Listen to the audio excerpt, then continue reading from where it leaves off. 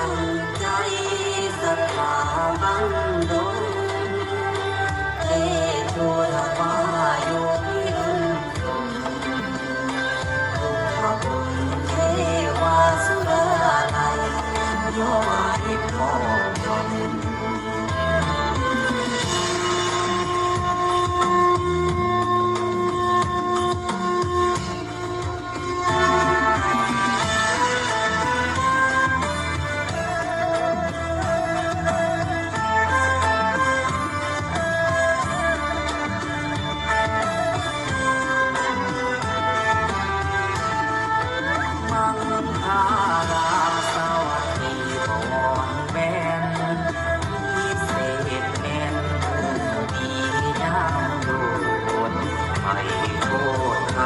อันตรายและภัยนี้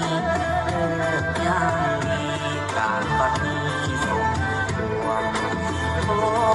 รำควรควรทำอันเชิญนกยอดเทินเทพไทยที่วาเป่าซื้นมาสถิตป้องที่จุดเป็นบุญที่เลื่อนเถิดจวนราศีวันดีอาทิตย์สิบโสจรจันทร์โยกย้ายงานแจ้งเพ่งอังคารเก่งเตโสเพ่งพุทธหัตถ์คือทานคือชัยศรีสุขสมุทีเลิศเลยนาใส่เมืองทองควร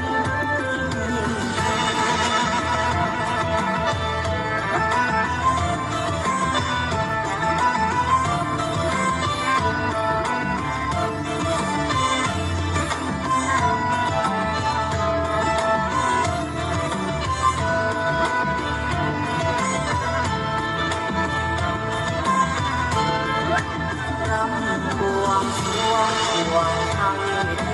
วาเสื่อมนาที่พอดีเท่าพระองค์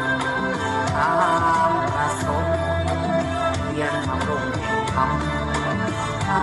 ลายรำนำนองบูชาเจ้าพระยาเกิดโลกหาเป่าเชิญมาปูนเยือทองเติมถ้วยนอนของบังคับสีบารมีปกเทให้สมเด็จเป็นดังวันสมตั้งมโนวาหวงศรัทธามาหอมซอยซื่นลายหล่นลื่นยืนขอบถวาย